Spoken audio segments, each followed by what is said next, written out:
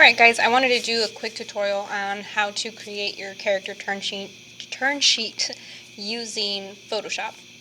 So it tells you here that if you're setting it up from scratch, you want to use the dimensions 3000 pixels by 2000 pixels in height, a resolution of 300 dpi because we will be printing these, and then the higher quality the better. But yeah, there's also some websites here that you can go in there and grab some color palettes for your characters. They're really neat and make you work a little less. So we're going to do File, New. Make sure this is set to pixels first. And the width is 3000, the height is 2000. Resolution is a 300 dpi. If you wanted to do some shading, this is where you can change the background color to be that gray it was mentioning. But again, great for shading, you can always keep it white. And we're going to go ahead and hit Create. Now the most important thing about this tutorial is making those guidelines that go across so that you know where you're putting the feet and then the top of the head. So let's go ahead, and if you do not see your ruler, so pretend I don't see them, you will go up to, let me do Photoshop, go to View, Menu, hover over Rulers, and then you should see them pop up. So the cool thing about these is that you can click on this top ruler and then drag down a guide. You can do the same on the left hand side over here. Okay, so I'm going to undo these. The first view that you should start off with should be that front view. So just because I do not have a drawing tablet and a crappy mouse, let's pretend that this is my character. You should not have any stick figures if you want a passing grade. But let's say, for the sake of a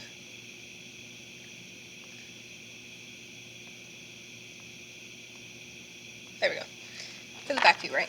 So let's say I've done my first one. Don't forget that you do have the symmetry tool on if you wanted to do front view with symmetry. But the important thing is I know that the legs end here, so I'm going to click and drag a guide so that my side view, the back view, and then the 3/4 view all line up here. I know the top of the head should reach right here. And your character should have eyes, a nose, and then maybe a mouth. But for the facial features, this is why you want to use guides too. So I'll know in my other drawings that this is where the eyes should line up, maybe the end of the head here, the hair here, so on and so forth. Anything that's important should have a guide, okay? So that's one way. Another way is using the line tools as well. I just like this one because I line it up to that. So those are how guides work. If you don't want to see them, you just have to go to View, hover over Guides, and then, Show Guides. So View, Show, and then you can bring them back. You can also use the line tool once you've made the guides to help you out too, if you don't like seeing the guides, of course. You'll see though that every time you make a line, layers pop up. Okay, so if you did not want to see the guides and you'd rather have them in a layer, you can just put them here too. Rulers, and you can hide them this way. That's one option. Again, I just prefer guides. A couple things to control them is if you want to move them, you just have to click on them and then drag them up or down. If it's not letting you move them, then you have to go back to View, hover over Guides, and then do Unlock Guides. Since mine are unlocked, of course, it's just going to give me the option to lock. So if you don't want to move them, you'll hit Lock Guides. Now you can't move them. Okay. The keyboard shortcut to display or hide your guides is also Command and then the semicolon. So that's a good, neat shortcut. Okay, so once you have your guides, and let's say, Ooh, I should not have drawn on my background layer. This should have gone on a separate layer, so the front should have been this drawing here. Ooh, that was my bad.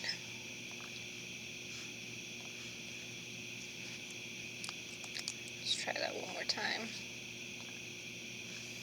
I'm going to do copy and then paste it. Cool. I'm just going to delete this layer really quick and then don't follow along with this one unless you messed up like I did. There we go. Alright, so you should have every drawing in its own layer. So the cool thing about the back is that it's really just a copy of the front with some things erased. So I'm going to do right click, duplicate a layer, and then do the back. With this copy, I'm just going to hold down shift and then drag it along to the side. And again, oh, we do have to reflect it, so we'll do click on it, edit, transform, and then you want to do flip horizontally. This is why it's important to flip this as you're drawing, but now that I know this is my back, all I have to do is like delete anything that gives it away.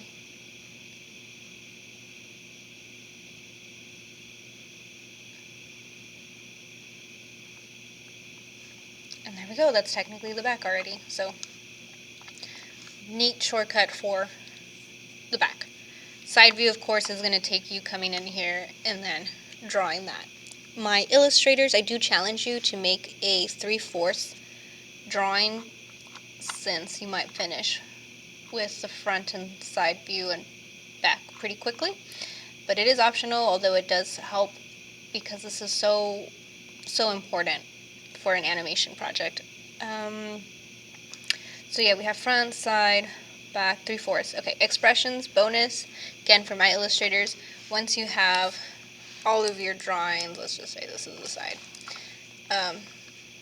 you can move these around somewhere. Oh, don't tell me it's locked. Oh, there we go. And let's say that you want to have an area somewhere over here. Make sure you make a new layer, and this is going to be all the facial expressions of your character, or at least the important ones.